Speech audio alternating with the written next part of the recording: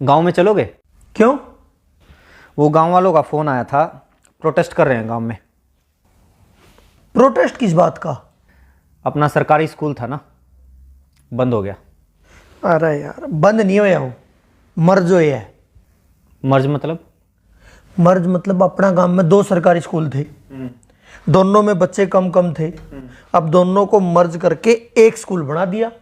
2 school थे, हाँ। एक स्कूल बना दिया। हाँ, एक स्कूल वो तो बंद ही हुआ है। तो मैं इंग्लिश में बोल रहा हूँ। पूरे हरियाणा में 300 से ज़्यादा स्कूल बंद हो गए हैं। पूरे देश में 50,000 से ज़्यादा स्कूल बंद हो गए हैं। और ये तो शुरुआत है। सरकार तो छाती ठोक के कह रही है कि और स्कूलों को बंद किया जाएगा, टीचर्स की पोस्ट को ख़त्म किया जाएगा। इसलिए गांव वाले अलग अलग गांव में प्रोटेस्ट कर रहे हैं इसके खिलाफ। अरे यार, गांव वाले तो पागल हैं, किसी बात की पूरी जानकारी है नहीं, बस प्रोटेस्ट कर दो शुरू। एक बात बता, जब कोई भी आदमी अपने बच्चों को सरकारी स्कूल में पढ़ाने को तैयार ही नहीं है तो उन स्कूलों का करेंगे क्या? कर दो बंद। एक बात बता, तू अपने बच्चों को सरकारी स्कूल में पढ़ाएगा? मतलब मैं अपने बच्चों को सरकारी बस में नहीं भेजता तो सरकारी बसों को ख़त्म कर दो। मैं अपने बच्चों को ट्रेन में नहीं भेजता तो ट्रेन को ख़त्म कर दो। मैं अपने बच्चों को सरकारी स्कूलों में नहीं भेजता तो सरकारी स्कूलों को ख़त्म कर दो। मेरे तो बच्चे ही नहीं हैं तो सारे देश के बच्चों को ख़त्म कर दो। ये क्या लॉजिक हुआ? अरे तू अपनी छोड़, एक बात बता, सरकारी स्कूलों में जितने टीचर्स हैं क्या वो अपने बच्चों को सरकारी स्कूलों में पढ़ाते हैं? उससे भी बड़ा सवाल यह है कि वो अपने बच्चों को सरकारी स्कूलों में क्यों नहीं पढ़ाते हैं? क्यों नहीं पढ़ाते? क्योंकि सरकारी स्कूलों को पढ़ने लायक नहीं छोड़ा गया है। स्कूलों में टीचर नहीं है। शायद ही कोई ऐसा स्कूल हो जहां पर जितने टीचर्स की जरूरत है उतने टीचर हों। बैठने के लिए ढंग की इमारत नहीं है, कमरे नहीं है। कई स्कूलों की तो छतें गिर जाती हैं जिस वक्त क्लास चल रही होती है। पीने तक का पानी नहीं है, बैठने के लिए बेंच नहीं है। यहां तक कि टॉयलेट तक भी ऐसे होते हैं कि अगर कोई चला जाए तो मरीज बन के वापिस आए। ऐसे स्कूलों में कौन अपने बच्चों को पढ़ाना चाहेगा? अरे यार ठीक है, सारे स्कूलों में अच्छी व्यवस्था नहीं है, लेकिन बहुत सारे स्कूल ऐसे हैं जिनमें वे सारी व्यवस्थाएं हैं और स्टाफ भी पूरा है। वहां टीचर्स कितना पढ़ाते हैं बताइयो? हाँ सही बात, ये बात सही कही। अपने शहर में भी और बहुत सारे शहरों में, अलग अलग स्टेट में कई स्कूल ऐसे हैं, सरकारी स्कूलों की बात कर रहा हूं मैं, जहां पर स्टाफ पूरा है, ठीक ठाक व्यवस्थाएं हैं, साफ सफाई है, इमारतें वगैरह, बिल्डिंग्स वगैरह अच्छी हैं। उन स्कूलों में जाके देखो। आप टीचर्स की बात करते हो, अधिकारियों के बच्चे भी उन सरकारी स्कूलों में पढ़ते हैं। उन स्कूलों में एडमिशन के लिए सिफारिशें लगती हैं, एडमिशन नहीं हो पाते। कौन नहीं चाहता अपने बच्चों को सरकारी स्कूलों में पढ़ाना? कोई सरकारी स्कूलों को बनाए तो ऐसा जिसमें लोग अपने बच्चों को पढ़ाना चाहें। तो बना लो। जब सरकारी स्कूल के टीचर्स बच्चों को अच्छा पढ़ाएंगे तो सरकारी स्कूल अपने आप अच्छे हो जाएंगे। बता, क्यों नहीं टीचर्स बच्चों को पढ़ाते? मुझे एक बात बता, तू जंगल राज में रह रहा है या एडमिनिस्ट्रेटिव सिस्टम में रह रहा है? मतलब ये जंगल राज में होता है, अपने आप ठीक कर लो, अपने आप हो जाएगा, अपने आप सही हो जाएगा, अपने आप गलत हो जाएगा। शेर की मर्जी, जिसको मर्जी खा जाए, जिसको मर्जी छोड़ दे, उसके मूड के ऊपर है। ये हिरण की कैपेसिटी है, शेर से तेज दौड़ सकता है तो बच जाएगा, नहीं तो उसका शिकार हो जाएगा। ये होता है जंगल राज। एडमिनिस्ट्रेटिव सिस्टम, प्रशासकीय व्यवस्था पता है क्या होती है? जहां पर कोई जवाबदेही होती है, कोई हायरार्की होती है, कहीं चेक एंड बैलेंसेस होते हैं। प्रशासकीय व्यवस्था पता है क्या कहती है? अगर आप टीचर नियुक्त करते हैं या किसी भी महकमे में कोई भी कर्मचारी नियुक्त करते हैं तो वो अपने आप काम नहीं करेगा, उससे काम करवाना पड़ेगा। इसलिए चेक एंड बैलेंसेस होते हैं, जवाबदेही तय की जाती है। टीचर्स को अगर नियुक्त किया गया है तो वो काम नहीं करेंगे या काम करेंगे, ये देखने के लिए हेडमास्टर या प्रिंसिपल को नियुक्त किया जाता है। और सिस्टम ये मानकर चलता है कि वो प्रिंसिपल भी अपनी मर्जी से काम नहीं करेगा, उसके ऊपर भी बीओ की नियुक्ति होगी और वो भी अपनी मर्जी से काम नहीं करेगा। उसकी जवाबदेही तय करने के लिए डीओ की नियुक्ति होगी। डीओ के ऊपर और अधिकारी होगा, उसके ऊपर और अधिकारी होगा, उसके ऊपर शिक्षा मंत्री होगा और उसके ऊपर मुख्यमंत्री होगा। यानी अगर कोई एक टीचर किसी स्कूल में सही से नहीं पढ़ा रहा है तो ये सिर्फ उस टीचर का फेलियर नहीं है, सिर्फ उसकी गलती, उसकी कमी नहीं है, ये पूरे के पूरे सिस्टम की, शिक्षा मंत्री की, मुख्यमंत्री तक की जिम्मेदारी है। ये पूरा का पूरा सिस्टम जब कोलैप्स होता है तब जाकर कोई कर्मचारी अपना काम सही से नहीं करता है। हद है यार, तुम तो ये कह रहे हो कि मतलब हिंदुस्तान के हरियाणा राज्य के जींद जिले के किसी तहसील के किसी गांव के किसी कोने में बने हुए सरकारी स्कूल में एक अध्यापक पढ़ा नहीं रहा तो उसके लिए जिम्मेदार शिक्षा मंत्री, उसके लिए जिम्मेदार मुख्यमंत्री है। उसका काम ही ये है। अगर शिक्षा मंत्री को यह नहीं पता है कि उसके टीचर्स ढंग से काम कर रहे हैं या नहीं कर रहे हैं, उनकी क्या जरूरतें हैं, क्यों अपना काम सही से नहीं कर पा रहे हैं, क्यों उसके स्कूलों से बच्चे कम हो रहे हैं, तो किसकी जिम्मेदारी होनी चाहिए? किस बात का शिक्षा मंत्री है वो? अगर वो अपने स्कूलों को सही से नहीं चला पा रहा है तो उसको हटाओ नौकरी से, किसी और को लगाओ। और क्या बात करते हो, सरकारी स्कूलों के टीचर्स अपना काम नहीं करते? यही सरकार होती है ना, यही सरकारी कर्मचारी होते हैं जब इन लोगों की ड्यूटी लगा दी जाती है कि जाके पता करो गांव में कितने लोग खुले में शौच करने के लिए जाते हैं। सुबह 4 बजे 5 बजे उठ के बाहर कौन पोटी करने के लिए जा रहा है, उनकी गिनती यही टीचर्स करते हैं। कभी परिवार पहचान पत्र बनाने में ड्यूटी लगा दी जाती है, कभी कावड़ियों की सेवा में लगा दी जाती है, कभी मेले और मंडियों में ड्यूटी लगा दी जाती है, और उन टीचर से यही सरकार काम लेती है। वो काम तो बड़े अच्छे से कर देते हैं टीचर्स। पता है क्यों? क्योंकि सरकार टीचर से वो काम करवाना चाहती है, शिद्दत से करवाना चाहती है, इसलिए वो काम करवा लेती है। लेकिन यही सरकार नहीं चाहती कि ये टीचर्स स्कूलों में पढ़ाएं। इसलिए मैं भी मानता हूं बहुत सारे टीचर्स अपना काम ईमानदारी से नहीं करते होंगे, क्योंकि उनको पता है कोई चेक एंड बैलेंस नहीं है, कोई जवाबदेही नहीं है, और सरकार खुद नहीं चाहती कि सरकारी स्कूलों में पढ़ाई हो, ताकि बच्चे धीरे धीरे स्कूलों से अपना नाम कटवा कर प्राइवेट स्कूलों में चले जाएं, फिर स्टूडेंट्स की संख्या कम हो जाए और सरकार को बहाना मिल जाए, बच्चे तो आ ही नहीं रहे, स्कूल बंद कर दो। ये ज्ञान देने वाले बहुत मिलेंगे।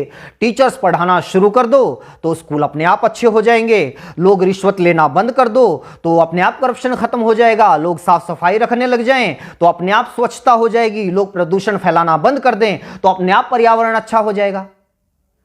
एडमिनिस्ट्रेटिव सिस्टम में लोग अपने आप नहीं करते, सिस्टम तय करता है कि आपको क्या करना है। देश चला रहे हो, यह सत्संग भवन नहीं चल रहा है यहां पे। चल ठीक है, ये जो पढ़ा रहे हैं या नहीं पढ़ा रहे, सैलरी पता है उनकी कितनी है? 70,000, 80,000। प्राइवेट स्कूलों में भी टीचर हैं 20-20, 25-25 हजार में, इनसे काफी अच्छा पढ़ाते हैं, इनकी सैलरी इतनी क्यों है? अब इस बात को तो क्या जवाब दूं? रुक एक बार, एक लिस्ट में इसी की निकाली थी मैंने। अपने देश में बहुत सारे लोगों को यह लगता है कि टीचर्स की सैलरी बहुत है, लेकिन जो दुनिया के अच्छे अच्छे देश है ना, जहां पर अच्छा एजुकेशन सिस्टम है, लाइफ लिविंग स्टैंडर्ड है, जहां का वीजा लगवाने के लिए दुनिया भर के लोग मरते हैं, उन देशों की बात कर। कनाडा में $1,00,000 सालाना, $1,00,000 सालाना टीचर्स की औसत इनकम है। पता है कितना हुआ? 1 लाख को 80 से गुणा कर 80 लाख रुपए सालाना। बता महीने की कितनी सैलरी हुई? जर्मनी में 63,000 यूरो, वो भी लगभग 80 रुपए के बराबर है, उसको भी 80 से गुना कर। आगे आजा, नीदरलैंड में 60,000 यूरो, ऑस्ट्रेलिया में 98,000, लगभग $1,00,000, यूएसए में $60,000, आयरलैंड में $48,000, डेनमार्क में 47,000 यूरो, ऑस्ट्रिया में 45,000 यूरो। और तुम लोगों को यह लगता है कि हमारे देश में टीचर्स की सैलरी तो पता नहीं बहुत ज्यादा है। प्राइवेट स्कूलों में तो 20,000 में पढ़ा रहे हैं। जब सरकारी स्कूल वालों की 20,000 रुपए सैलरी कर दोगे ना, तो फिर 10,000 वाले आएंगे, वो कहेंगे कि हम 10,000 में पढ़ाने के लिए तैयार हैं। और जब 10,000 सैलरी कर दोगे तो 5,000 वाले आएंगे, और जब 5,000 कर दोगे तो 500 रुपए वाले आएंगे कि हम 500 रुपए में पढ़ाने के लिए तैयार हैं। और जब 500 कर दोगे तो वो लोग भी आएंगे कि जी बस 2 टाइम की रोटी दे देना, हम तो उसी में पढ़ा लेंगे। और जब वो भी कर दोगे तो वो भी आएंगे कि रोटी की भी जरूरत नहीं है, सिर छुपाने के लिए बस छत दे देना तो हम पढ़ा लेंगे। कितना नीचे जाओगे? बनना तो अमेरिका कनाडा है, लेकिन नीतियां तुम्हें सोमालिया जैसी चाहिए। इसीलिए तो हमारे देश के जो अच्छे वैज्ञानिक हैं वो मौका मिलते ही विदेश में कट लेते हैं। अच्छे इंजीनियर विदेश में चले जाते हैं और अच्छे पढ़ाने वाले भी विदेश में चले जाते हैं। दुनिया का ढंग का ऐसा कोई विकसित देश उठाकर देख लो, वहां पर शिक्षा मुफ्त होगी या फिर बहुत थोड़ा बहुत खर्च करके कोई भी अपने बच्चों को अच्छी शिक्षा दे सकता है। स्वास्थ्य सेवाएं मुफ्त होंगी या फिर थोड़े बहुत खर्चे पर कोई भी अपना इलाज करवा सकता है। हाँ, ये आई बात, मुफ्त स्वास्थ्य सेवाएं मुफ्त, शिक्षा मुफ्त, ट्रांसपोर्ट मुफ्त। ये जो मुफ्त की रेवड़ियों वाला सिस्टम है ना, यही गलत है। क्यों दे भाई मुफ्त? एक तो ये बात गलती से मुझसे ही निकल गई, फ्री। फ्री क्या होता है? तो सरकार को टैक्स देता है। हाँ, 28% तक जीएसटी देता है, दूध दही तक के ऊपर भी टैक्स है, पानी तक के ऊपर टैक्स है, कहीं इनकम टैक्स, कहीं प्रॉपर्टी टैक्स, कहीं जुर्माना है, कहीं टोल टैक्स, गाड़ी लो तो टैक्स, सुई लो तो टैक्स, हवाई जहाज लो तो टैक्स, 50 तरह के टैक्स देता है। पैदा होने वाले बच्चे से लेकर मरने वाले आदमी तक इस देश में हर कोई टैक्स देता है। एक भिखारी से लेकर अडानी अंबानी तक इस देश में हर कोई टैक्स देता है। लेकिन बदले में सरकार क्या देती है? अगर बदले में सरकार हमारे बच्चे को एजुकेशन तक नहीं दे पाती, बदले में सरकार हमारे बच्चे को हेल्थ सर्विसेज तक नहीं दे पाती, तो किस बात का टैक्स भाई? बात पता है क्या है? आज तो तुम लोगों की थोड़ी बहुत औकात हो गई है कि भाई 5-10 हजार रुपये महीने के तो अपने चिंटू मिंटू को पढ़ाने के लिए हम दे ही सकते हैं, इसलिए क्या करना है सरकारी स्कूलों का, करो बंद। अपने चिंटू मिंटू की चिंता है, लेकिन वो जो मनरेगा के मजदूर हैं वो कहां से लेके आएंगे भाई 5-5-10 हजार रुपये महीने की फीस? उनके बच्चे कहां पढ़ेंगे?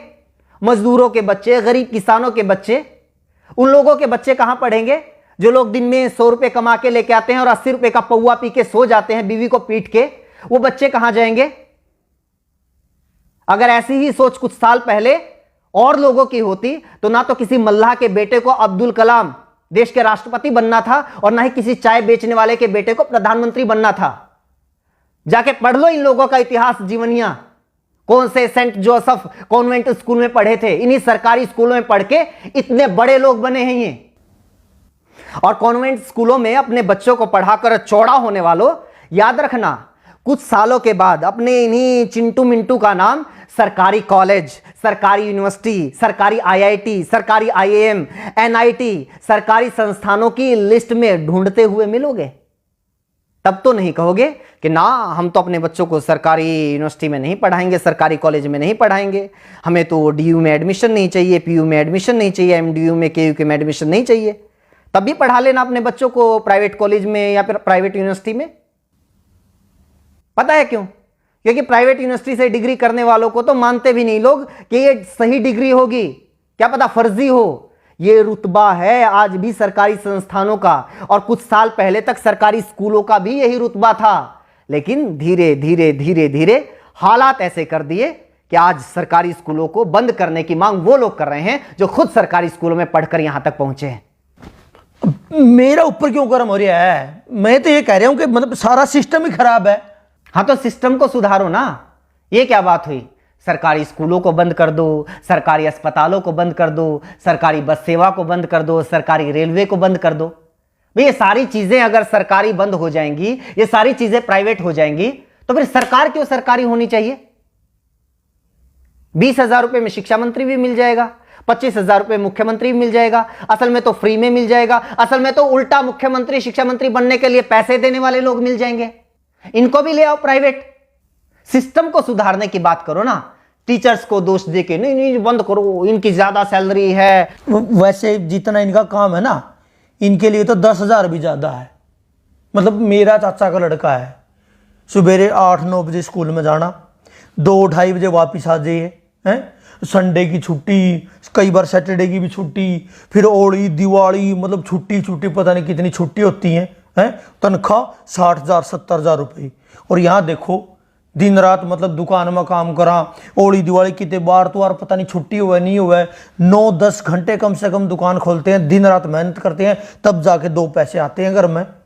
असली समस्या तो ये है ना, मेरी बुआ का लड़का सरकारी लगा हुआ है, मेरे चाचा का लड़का सरकारी लगा हुआ है, मेरे पड़ोस में सरकारी लगा हुआ है। पूरे मोहल्ले में एक बच्चे को नौकरी मिल जाए तो सारे मोहल्ले में आग लग जाती है। इस जलन का क्या करेंगे भाई साहब? बस लोगों को यह चाहिए कि भी हमारी एक आंख फूटी हुई है तो सामने वाले की दोनों फोड़ दो।